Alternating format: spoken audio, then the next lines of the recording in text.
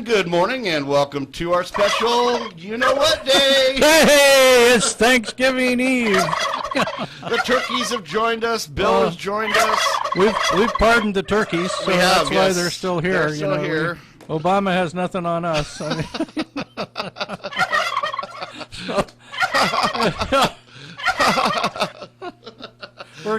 we're getting Santa Claus mixed up. Oh, we're gonna get a little crazy today on our Thanksgiving show. Now I'm on vacation, but this has been such a tradition for us that I knew I had to be here for the show. So well, I appreciate that. Yeah. My wife doesn't necessarily. We were supposed to leave yesterday for our daughter's place for Thanksgiving, but I worked in work. I'm on my way to go pick her up. I'm going to give a couple of flu shots to some people, and so that was a necessary thing that I had to do. And we're here on Thanksgiving Eve, and we're going to talk about the things that you need to be aware of, and some of the things that happen about stress and depression, and how that food kind of helps you heal for one day and tries to get over that. So I even found out where I saw yesterday on the internet there are people that were invited for Thanksgiving that aren't going to be invited for Thanksgiving now because of the election. Oh. So I was watching something similar to that about people, that it's going to be a volatile Thanksgiving because of the election and all the arguments that are going to happen over dinner or just over the course of the day because of the election.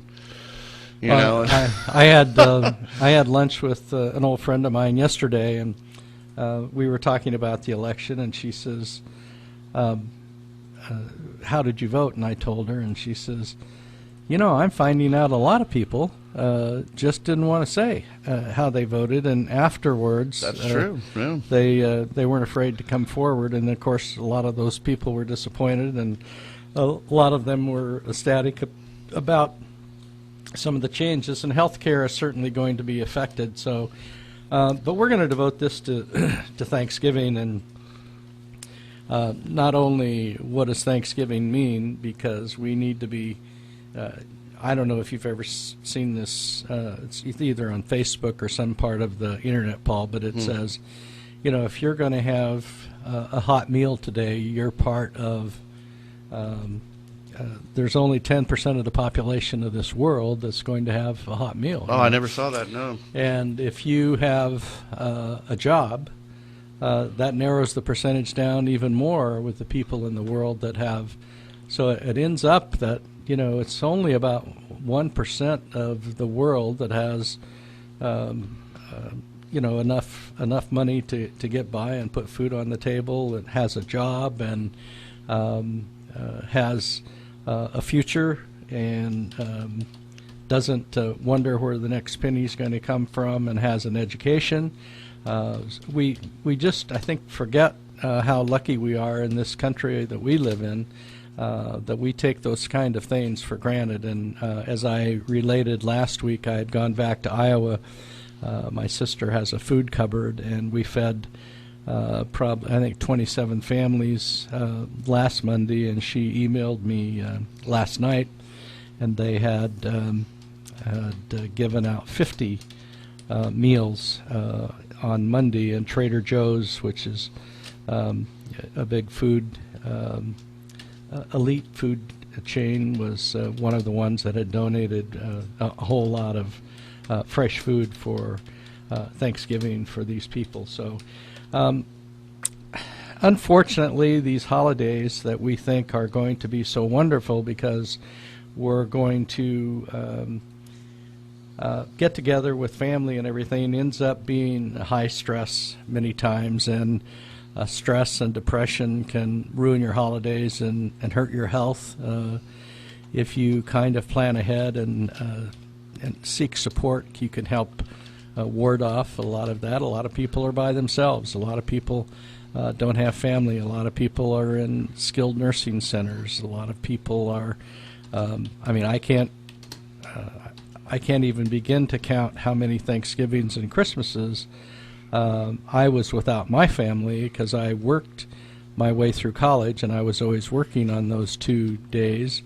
And And even in the military, when I was at Fort Jackson, I'll never forget all the troops marching out to the buses, and they were getting to go home, and I was still I was working off post as a pharmacist. So the holiday season, many times brings unwelcome guests, people that you don't normally get along with, even though they're part of your family. And it's no wonder that there's such array of demands on parties and shopping and baking and cleaning and entertaining, and you just feel like it becomes overwhelming. We have to fly, excuse me, the first week in December to Atlanta, Georgia for a board meeting from the 6th to the 10th. That really kind of messes up. I fly a lot to board meetings, and that kind of messes up the beginning of the giving season for us. But it's part of my job as being on the board of directors of this company, and we normally fly into Madison, Wisconsin, and it's 20 degrees below zero, and this friend of ours that's on the board has got this place available for us to have the board meeting in a warmer climate. Unfortunately, there's fires going on down there now, and it's very smoky, but those are things that kind of affect the stress, and you can have certain ways of handling the stress, and if you plan for it, especially if there's been a death, and I just went through a friend of mine's funeral on Saturday, and you realize that it's normal to feel sad about those kind of things and grief, and it's all right to take time to cry and express your feelings. You can't force yourself to be happy just because it's the holiday. But if you are one of those people that aren't lucky enough to be with people, seek out community groups or churches or social events that support companionship, and you can volunteer and be with a group of people that are helping out. Be realistic. These holidays don't have to be perfect or just like they were last year. I was talking to one of my acquaintances and relatives a couple of days ago, and he is in the process of maybe losing the house or having to leave the house, and he wants his family to be able to have the same perfect Christmas, even though financially it's an obligation. He doesn't want to move them out of the home that they're in, because as a child he moved, about every year or every 2 years, and I grew up on a farm where my father was a sharecropper, and we moved every 2 years, and went to a different school, met new friends, and so it's not an issue for me. And I moved my kids away from the Bay Area when I was 40 years old, and my kids were everything from 5 and 6 years old to later on in their adolescence, and they all had to make new friends and go to new schools. And so it's not necessarily you don't have to look at it as if it's a negative thing. So and then you need to kind of set aside differences. I'm just amazed at how many families have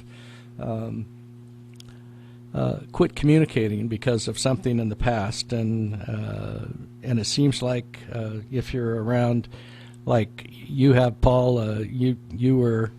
I can remember when your grandmother was still alive. You had a ton of people, and there was all kinds of beliefs and eating and drinking and all those things, and then all of a sudden, as the day gets on, some of those things start wearing on you, and you wonder if your first cousin is still as good a friend as. We've seen plenty of those events. And when I grew up, my cousins were from my dad's sister were not on the same page as the cousins that were from my dad's brother, and we'd always get together for Thanksgiving, and my aunt, her husband wanted to put boxing gloves on his boys and have them beat the crap out of us, you know. Oh, really? And we weren't. Wow. We were. They weren't of the same stature that we were, so but they knew how to box, and they would. They'd actually pound us pretty good, and adults would sit back there and watch and say, "Isn't this cute?" And I'm thinking, this isn't any way that I want to grow up. So, but we made it through the holidays, and we stuck together. And when you have this kind of a big holiday where everybody gets together, it's you kind of have to stick to a budget, and with Boy, I tell you what, that's been our thing right this year.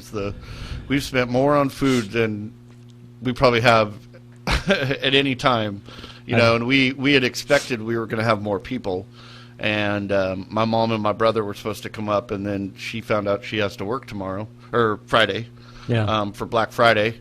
She works in retail, and then our daughter and grandson were supposed to come up, and they're sick, so they went from a bigger party to a smaller party. So we have all this food, you know, and we're still gonna cook it. And we're taking the majority of the food up to our daughters, and my wife kind of has a hard time sticking to a budget, especially when it comes to grandkids. Yeah. Oh, I know that. She will go overboard to make sure they have what they want. So, and if you shop early, and if you don't wait till the very last minute, you can get what you want at a decent price, and it's still going to be available. You have to just when you start feeling overwhelmed, like my daughter is probably going to feel when she offered to do Thanksgiving, but my son and his 2 kids and his daughter and her 2 kids and my daughter that's having Thanksgiving has 3 kids, and then her twin sister has 2 kids, and they're all going to be staying at the same place. When we all get together at our house, there's 26 people that stay overnight. That's amazing. And my daughter is very organized, and it's going to be hard to organize those kind of that amount of people and those kind of personalities. So it's hard to not let the holiday become a free-for-all where everybody overindulges both in food and drink and also in personalities. So if you're worried about eating too much, have a healthy snack before dinner, so you don't go overboard on sweets and cheese or drinks. Get plenty of sleep. Almost everybody that I associated with after Thanksgiving dinner, they go for a walk. One thing that I'm going to miss this year, because we're not having it at our house, is I could always go down to my office and hide. And I wasn't going to call it hide. I was just going to say get away from all the confusion. Okay. And before I needed professional help to get me through the day. But sometimes, despite your best efforts, you might find yourself pretty anxious with that many small children around. And you have to really work to make sure that it's not something you dread. Instead, take steps to prevent all the stress and depression, and learn what your holiday triggers are, the things that set you off, and try to avoid putting yourself in those kind of situations. That's the mental thing that's going on. And then you go into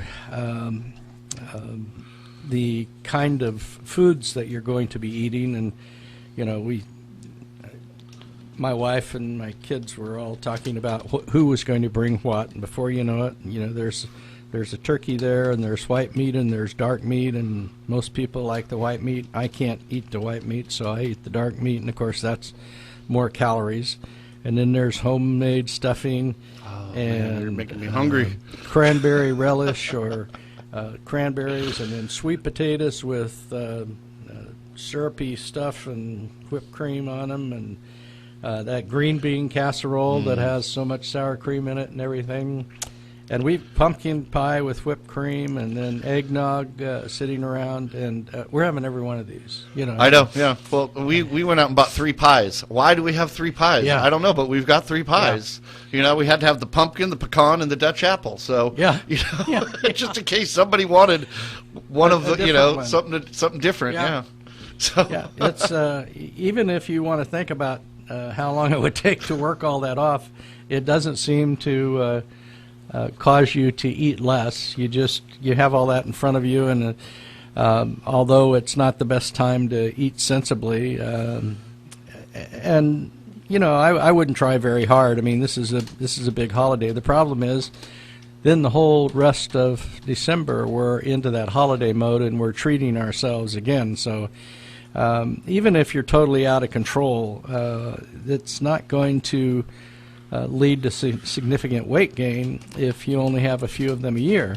But if you put them all together, you know, some people suggest having feast days where you can eat and drink anything you want in the quantity you want. But my problem with that is once I get into that, it's hard for me to get out of that phase.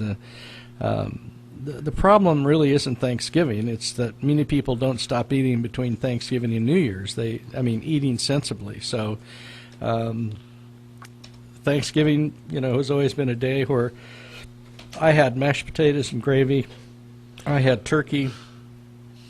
I had pumpkin pie, the green bean casserole, and we always had an hors d'oeuvre plate before that, so you could eat that. Didn't seem to slow me down much. I still, but if I cook the turkey, which I won't be this time, by the time I get done cooking the turkey, I'm not very hungry. Yeah. It's just something about the process of cooking that bird that doesn't necessarily. Then well, of and course, be honest, how many times are you picking off little pieces of skin Well, to make sure it's done, right? yeah, I was going to get to that. And I do love the skin, and that's really bad for you. But yeah, Yep. you're right. I know exactly. What, you know, my wife's chasing me out with the broomstick of the kitchen because I keep going in, sneaking pieces of turkey throughout the. And then you're supposed to eat reasonable portions instead of. My first go around is the turkey and the mashed potatoes and gravy. Okay. And then if I eat that, then I go back and get the green bean casserole and some of the relish and some sweet potatoes, because I'm only one of 2 people that eats the sweet potato. Me too. Yeah. Although it's healthy for you, I can't say it's my favorite food, but Yeah. I actually love them. I love candied yams is what we call them. Yeah, that's what candied it is. yams. And it's and then if you leave all that stuff on the table, while you're watching the football game, Sure. you keep going back and digging a little Digging bit a little more. bit more. Yeah. Oh, I get it. Then you have turkey sandwiches for Yep. For days. for days. You know what I saw though? This is. Can I just bring this point up? I Sure. thought it was pretty neat. I was watching. I think it was Good Morning America this morning, and they were having on celebrity chefs, and they were saying that to not get too burnt out on the Thanksgiving feast, take a day off from the turkey on Friday, and then resume on Saturday with the leftovers, and that way you're more likely to eat them all and not just throw them out. Yeah. So I thought that was a good point. It is a good point. And they suggested seafood, which is kind of an interesting. Well, now thought. Now the crab is in, yeah. And we love crab. I don't know what it will be like over in the Sacramento area, but we are going to have to break up this holiday feast kind of on Saturday. North Lake Medical Pharmacy at Bruno's is going to have a small business Saturday with 20% off of all of our gifts and 20% off our lift chairs and our rollators, and that's from 9 to 1. We're going to have hot drinks and cookies, and for those people that don't know, this has been designated like Black Fridays have been designated American Express, and you don't have to have an American Express card, has designated the Saturday after Thanksgiving as Small Business Saturday. And my store at Hill Road is not open on Saturday, so we do it in our location in front of Bruno's. So again, it's from 9 to 1. 20% off on gifts, 20% off on rollators, walkers, lift chairs, and from 9 to 1, come in and have free hot drinks and cookies, and get ready for Santa Claus a month from then. And it'll be over in less than a month. So this is the 23rd, Thanksgiving's the 24th. So the 24th of December, of course, is Christmas Eve. So I'll mention that again at the end of the program.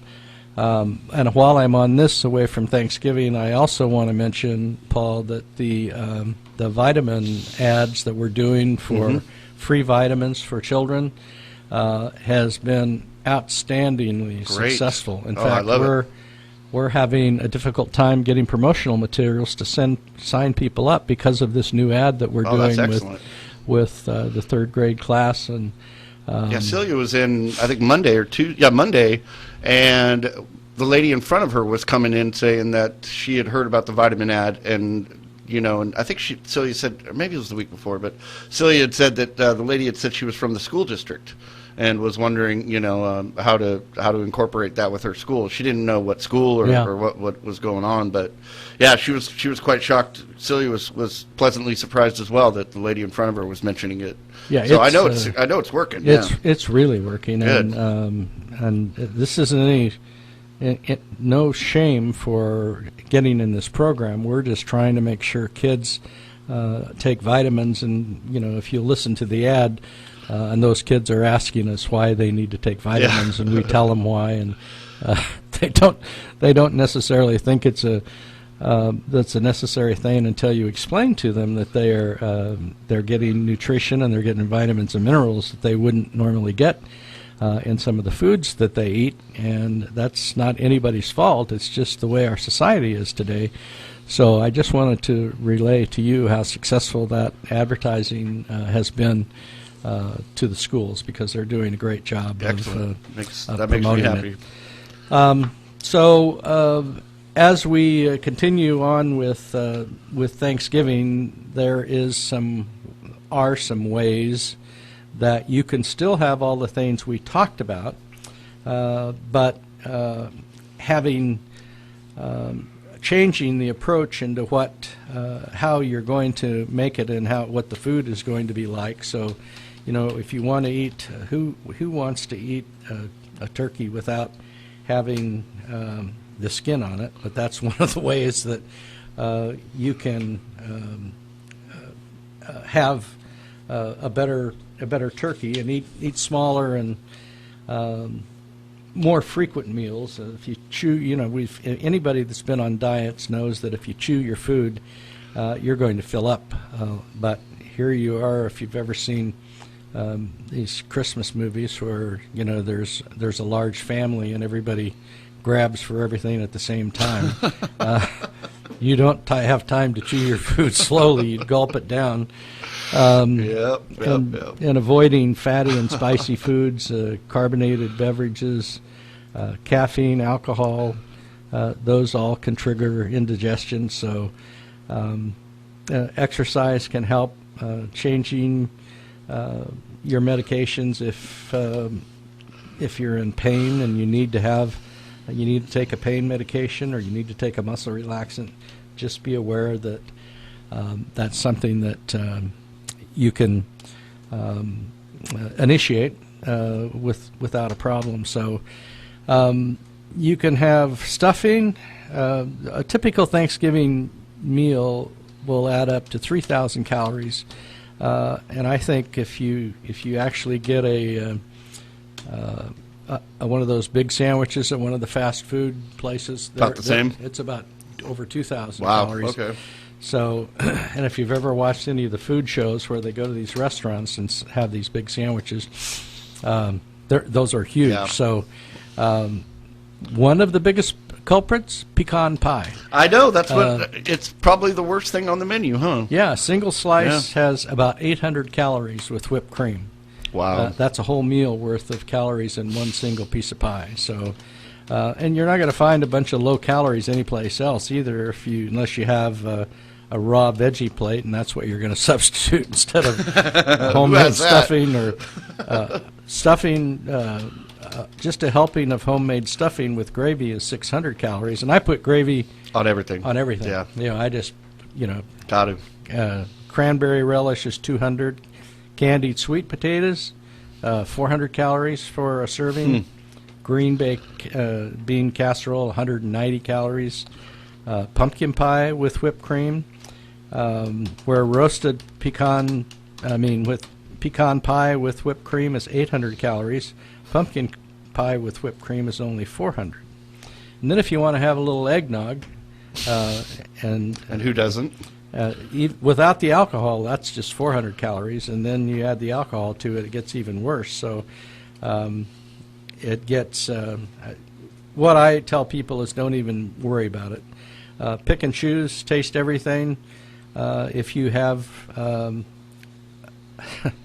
normal servings, it's really not going to affect you too much, but we act like this is the only day we're going to eat, and so we fill our plates That's a up, great and analogy. somebody else grabs for that leg, and I eat the gizzard, the heart. I love all that the stuff too. Neck, Oh man, yeah. and better than almost anything. And the neck, I eat the whole thing. I just chew up the bones and The bones and Yeah. everything, really? Man, you must cook that thing for a while to get Well, those. No, they're just juicy. They're You don't. just- yeah. It doesn't. And it's full of marrow. It's. Oh, I'm sure. it's, Yeah.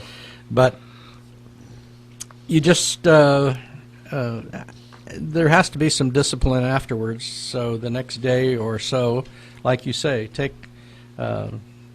skip Friday when it comes to having Thanksgiving food, and have something else in between, and exercise if you can.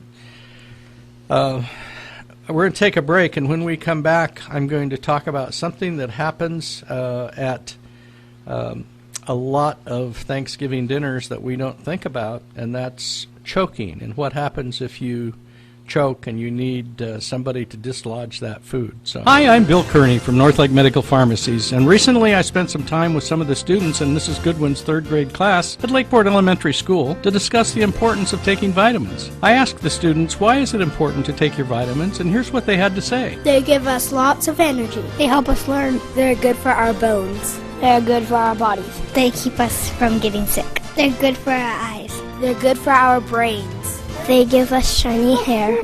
They help us sleep better. Northlake Medical Pharmacy, a good neighbor pharmacy, is offering a Healthy Kids Free Vitamin program to the kids of Lake County. Any child aged 2 to 12 can receive a free 30-day supply of children's chewable multivitamins every month for a year. Simply sign up your children at either of our 2 locations at 347 Lakeport Boulevard in front of the Bruno's Shop Smart. Call 263-1328 or at 5136 Hill Road East across from Sutter Lakeside Hospital. Call 263-6192. The Healthy Kids Free Vitamin program at Northlake Medical Pharmacies. They're good for us.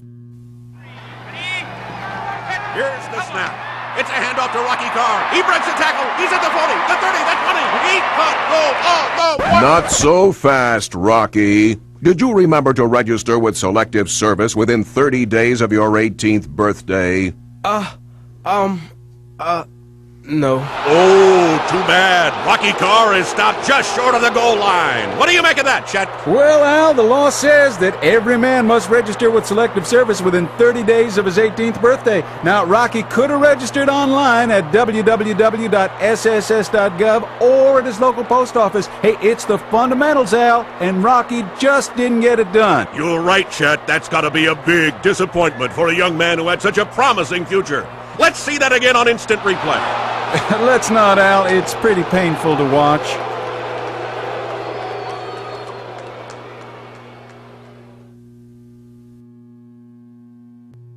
Army Specialist Andrew Pike became paralyzed while serving in Iraq. My injury was a gunshot wound to the left abdomen from a sniper. My first contact with paralyzed veterans was in Walter Reed. Paralyzed Veterans National Service Officer Michael Killen. We try to reassure them what benefits are out there, try to educate them and take some of that stress away from them. Right now I'm going back to school to earn a degree, and I'm just spending time with my wife and child. You can help our paralyzed veterans. Visit pva.org. These days, the concept of value matters more than ever. And you'd be hard-pressed to find a better value than high school sports. Extracurricular activities, including sports, make up about 2% of the budget for a typical California high school. In return, participation in sports promotes citizenship and sportsmanship. Sports also instill a sense of community pride and teach lifelong lessons about cooperation and self-discipline. They encourage physical fitness. They produce community leaders. By offering so many benefits to the community for such a small percentage of a school's overall budget, it's easy to see why high school sports are one of the best bargains around. The real cost would come from not having them at all. High school sports, a winning part of a complete education. This message presented by the California Interscholastic Federation and the California State Athletic Directors Association.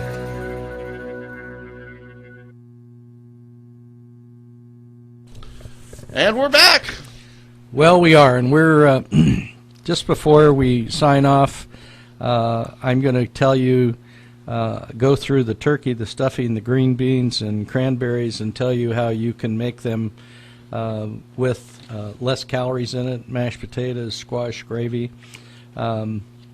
Probably not going to change your menu at this point. Paul's across from me right now making his menu out for... Yeah, I've been writing it here while we're going. And he's not changing anything. So, but let's say you're down at your relatives, or they're at your place, and somebody starts choking when they get an object lodged in their throat or windpipe, and that blocks the flow of air. So a piece of food often is the reason that's happening, and young children often swallow small objects because choking cuts off the oxygen to the brain, and you have to administer first aid as quickly as possible. The universal sign for choking is hands clutched to their throat. So if you have your cousin that you can't stand and he's doing that, it doesn't mean he's going to choke you. It means he's choking. So if you don't see the signal, then look and see if somebody's unable to talk, if they seem to be breathing noisily or inability to cough forcefully. If their lips or nails are turning blue, that's really something, and loss of consciousness. So this is a new way I'd never heard of before, and maybe I'm just not up to it, but if choking is occurring, the Red Cross recommends a 5 and 5 approach to delivering first aid.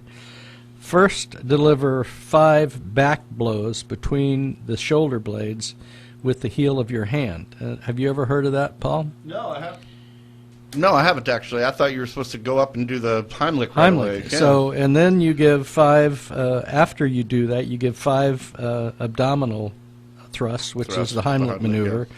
And then you alternate between the 5 blows to the back and the 5 thrusts until the blockage is dislodged. So if you don't know how to do a Heimlich maneuver, you stand behind the person and you wrap your arms around the waist and have them tip forward gently, and you make a fist with one hand, and then you position it slightly above the person's navel, and then grab the fist that you have in their abdomen with your other hand, and press it into the abdomen with a quick upward thrust as if you're trying to lift that person up. I have had this happen a couple of times, and not to me, but one was my wife, and I wasn't there, and she was at a restaurant in Salt Lake City, and a fireman happened to recognize. Strange thing was her brother was with her, and he's a Secret Service agent. Mm-hmm. He didn't know how to do the Heimlich maneuver. Wow. So I was glad that it wasn't the president that was having that. Well, no, I won't talk about that. But yeah. So if those 5 abdominal thrusts aren't needed and the blockage still isn't dislodged, then repeat that 5 and 5 cycle. If you're the only rescuer, do back blows and abdominal thrusts before calling 911. If another person is available, have that person call for help while you're still giving the first aid. So if the person becomes unconscious, start CPR and do the abdominal thrusts.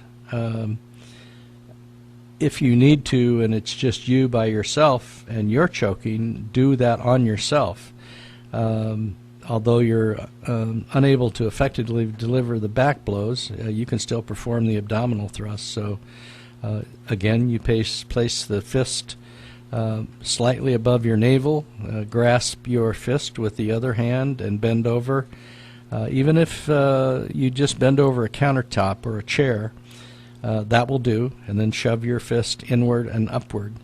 So something that we hope that you don't have to be involved with, but if it can happen, and lots of times it happens when you least expect it, and I had on our Derby hat trip, our fishing trip, one of our fishermen got food stuck, and he gave the universal sign, and he's quite a tall individual. I couldn't begin to do the Heimlich because his waist was about as tall as my head, and so we had somebody that was tall and muscular, and he was able to dislodge the food, and the people in the restaurant didn't even know it had happened. Wow. It was just, but it's very scary when it does happen. Sure. Okay, this is how you change your food. And Paul's going to get a... I'm going to write it down. Yeah, Here we go. Yeah, he's going to write it down. Type it up. There's no getting around turkey for Thanksgiving, so hopefully it's a lean protein, provides a lot of selenium and an antioxidant. It virtually has no saturated fat unless you purchase a self-basting turkey, which we do, that has been injected with butter or oil. What are those? I've never heard of those. Butterball turkeys. Oh, butterballs are yeah. like that? Okay. And I still baste them. If I do it on the Weber barbecue, I do it with olive oil and garlic salt and ground pepper. And I do it every 30 minutes, and it seals the skin so it just really stays moist. Yeah. If you're doing one of those deep fried turkeys, they have injectors that you can inject a buttery sauce into the thighs, and so when you cut it, the juice just keeps rolling out. Oh, okay. That's not the one I'm recommending, but they are they are quite good. Okay, gotcha.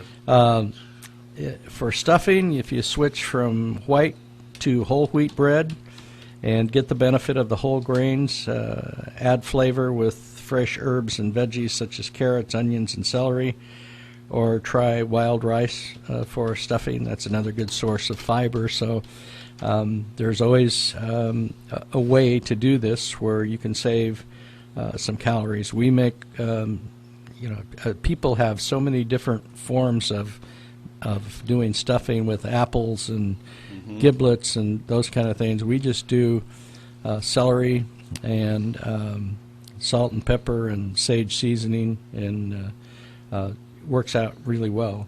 Green beans, you can keep the beans, but skip the cream of mushroom soup, or try other green vegetables such as Brussels sprouts or asparagus or broccoli, which my wife would eat none of those three. And you can lightly steam them and then top them with a sprinkling of lemon zest. Almost makes me nauseated thinking of doing that to the green bean casserole. I know. Cranberries, those are really, really healthy for you. And, the old favorite recipe has them a lot of sugar. So if you try cutting that sugar in at least half, or update this garnish by substituting pomegranate seeds and mix them with a bit of sugar, chopped onion, and lemon juice. The mashed potatoes, I don't know how. The only thing they're saying is leave the skin on, because the skin is very nutritious for you. We do that, yeah. Or mash roasted sweet potatoes or squash. I'm just not a great squash lover. Sometimes I'll barbecue it with olive oil, and I like it that way. But mashed up, my granddaughter, who has 2 of my great grandkids, will make that for her kids, and it just comes out like the strained vegetables and stuff that they give their kids anyway. So, Sure. And it's packed with vitamin A, and there's a natural sweetness to it. You can spread it evenly on a cookie sheet and make little squares and roast them until they're brown around the edges. If you want to save even more calories, substitute carrots. Those things just don't do it for me. Sorry. I'm just going to get fat on Thanksgiving and then walk, halfway to Sacramento and back. And gravy, because it contains meat or poultry juices, it also contains vitamins. So to reduce the calories, try a leaner version. You won't miss the extra calories. And then, of course, reasonable portions will leave you feeling comfortable and satisfied and thankful that you're starting the holiday season. And instead of, I just kind of lay on the couch and say I ate too much. And then you have the leftovers, and you wonder how long you can keep those leftovers.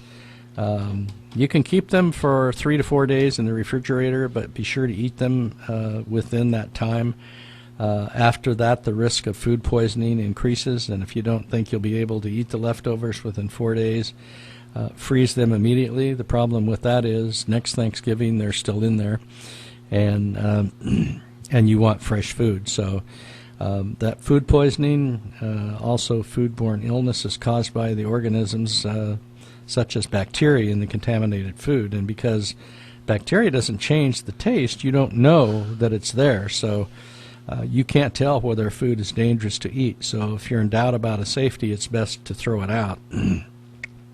Most cases of food poisoning can be prevented with proper food handling. And but if you're like our place, you've got this big turkey laying there, and you're washing it out to start with, and all that bacteria gets all over the counter, and then you dry it with paper towels, and then you're putting the stuffing in, and then you're tying the legs up, and you've got that bacteria, even though you've washed it off, all over the kitchen counter. So uncooked foods such as cold salads and sandwiches also should be eating or refrigerated promptly. Your goal is to really minimize the time a food is in the danger zone between 40 and 140 degrees Fahrenheit, when bacteria can quickly multiply. So when you're ready to eat the leftovers, reheat them on the stove or in the microwave, because they may not get hot enough. Slow cookers and chafing dishes aren't recommended for reheating leftovers.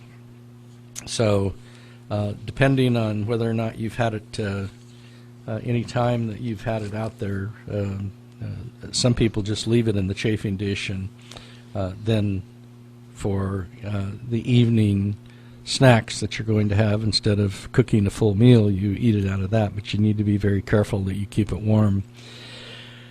Flu shots. If you haven't got your flu shots, get them as soon as you can.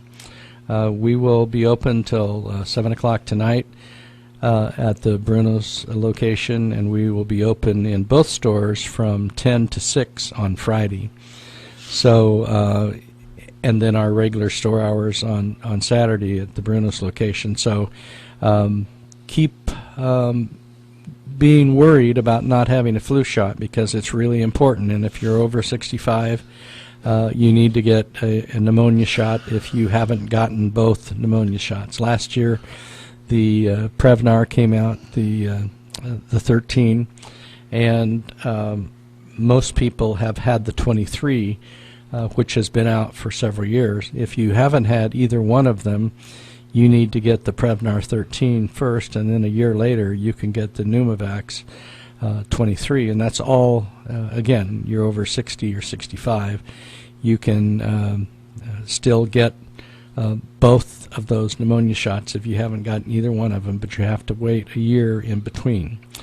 So, and also if you haven't had your pertussis shot and you've got a new child in the family and you're going to be around them at they're less than 6 months old, you're going to be around them for Christmas, then you need to get a pertussis shot or a Tdap shot, which is diphtheria and tetanus and whooping cough. So, and every year that a female gets pregnant, she has to get that shot again. So if you're going to see that less than 6 month old child for Christmas, you, grandma and grandpa, or aunts and uncles, need to have that shot to protect the baby. So, and those are, many insurances cover them, many others do not. The flu shot's covered, I think, by every insurance, including Medicare and Partnership Health. The Zostavax shot, which is for shingles, is only covered on a few different insurance plans, and it's quite pricey. About $230 to get a Zostavax shot to stop the shingles. There is going to be a new shingles vaccine at the end of next year of 2017. They plan on it. It's not going to be an active vaccine. It's going to be an inactive vaccine, and you don't need only one shot. You need 2 shots. So there's some downsides about switching over to this one, and whether the people that have had the Zostavax shot, that's the live vaccine, need to have a booster from this vaccine is not clear yet. I certainly wouldn't wait till this one comes out. Number one, you've got to get 2 shots, and number 2, they're still in the testing phase of whether or not this is as effective or not. It's supposed to be more effective, and it doesn't interact with as many things as the live vaccine does. So you need to come in and get what's available on the market now, because once you get, I just did one of our physicians the other day, and he said to me, "You know why I'm here, Bill?" And I said, "No." And he says, "I called my brother, and he has shingles." And he says, "I don't ever want to get shingles." And I gave him how effective it was. He'd done his homework, and he knew very well that it wasn't 100% effective, not even 80% effective. But if you can lower the odds by at least 50%, it's certainly worth getting the shot. So again, the flu vaccine is prevalent right now. You're going to be, if you're flying, you're going to be in an airplane, and you're going to be contaminated by people in that airplane. And if you're at your destination and it's away from here, there's all kinds of people in the airports and in populated places where people will be doing shopping that are going to expose you to the viruses and the bacteria that are prevalent in that community. When you live here, you build up resistance to many of those viruses and bacteria because you're exposed to them on a daily basis, and your immune system recognizes that and protects you, and especially if you've been immunized. You go to another country or another city, and you're walking around with people that you're not normally around, and they have a bug, the chances are that's transferred to you. So you need all the protection that you can get before traveling. So now I want to remind you again about Saturday, Small Business Saturday at the Bruno's location. It's from 9 o'clock in the morning until 1 in the afternoon. All our gifts are 20% off. All of our lift chairs are 20% off. Those are the ones that stand you right up on your head if you go to get out of them, and you can't get out of a chair. When you get in one of those big chairs, those will actually tip you clear forward and elevate you to practically stand up while you're in the chair.